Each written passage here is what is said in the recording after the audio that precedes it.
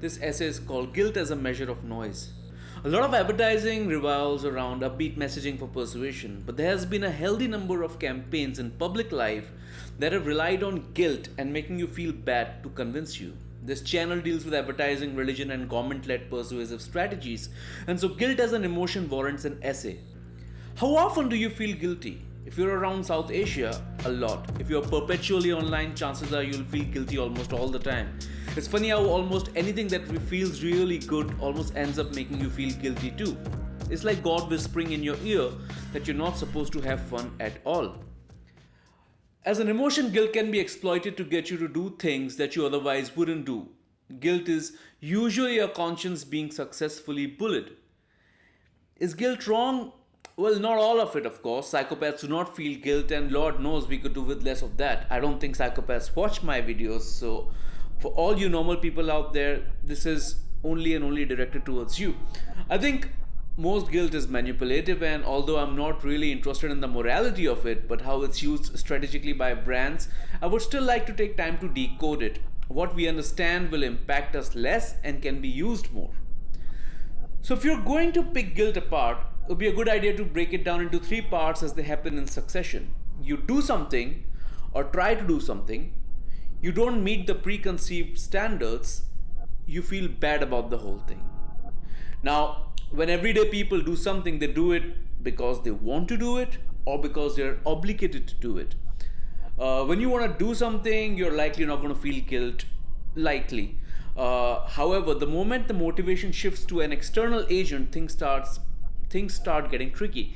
The external agent almost always promises us something in return. Society promises us a stable, predictable life. The corporation promises us money and purpose.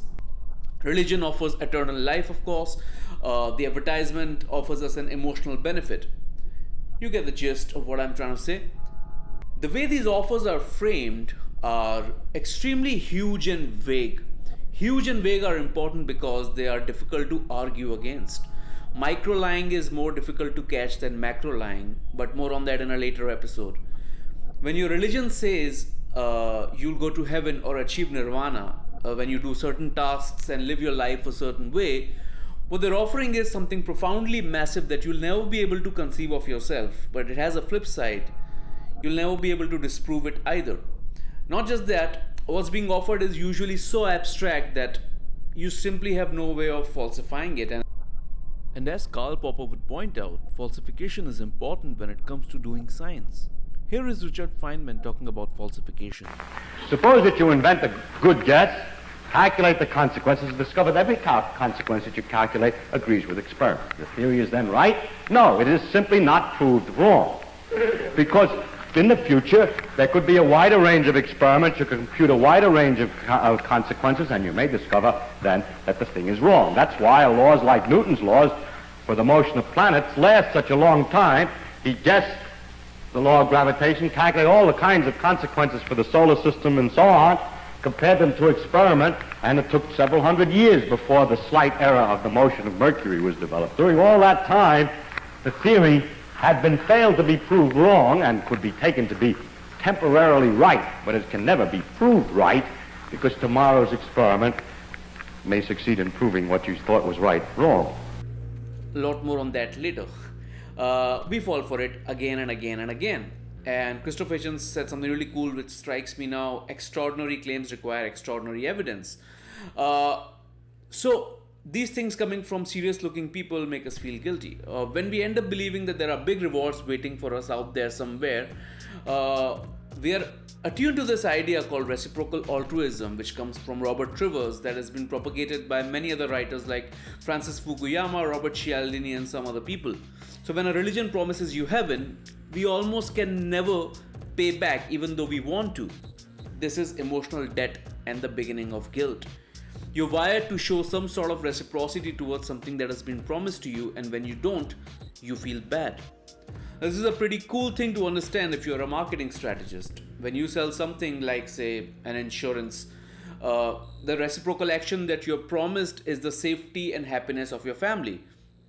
When a mother feels guilty of not buying the fortified new supplement or a malted drink for her kid, She's going into an emotional debt against what's promised to get happiness and the health of her child.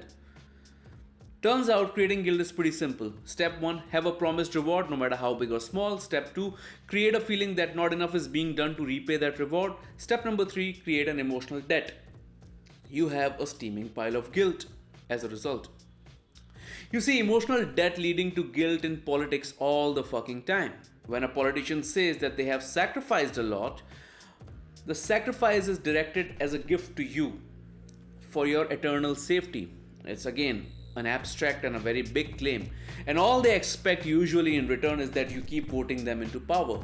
Donald Trump took a bullet for your freedom. How dare you not vote him into power? That's a simple framing of the idea that we are talking about. It's not just guilt applied directly, guilt used indirectly can also benefit brands. It's surprising to me that none of the lab-grown diamond brands that I've worked with, and I've worked with about 2 or 3 of them in the last 2 years, none of them have ever played up the idea of blood diamonds and the way they should be doing. In India, the public bashing of marijuana is secretly funded by cigarette and alcohol companies. Now, I cannot prove this, but I've heard this true to be multiple times over in my career from PR folks, no less. The association of marijuana with morals plays by a similar set of rules, invoking guilt. For the strategists watching this is one of the shortest and hopefully the clearest ways to think about guilt. You can really use it well if you apply yourself. For the people out there watching this, figure out how many ways you are chained to some sort of emotional debt and you might end up surprising yourself. Guilt in that case actually becomes a fantastic indicator of noise in your life. The more you're guilty about, the more you're being governed by external forces who want to have their way with your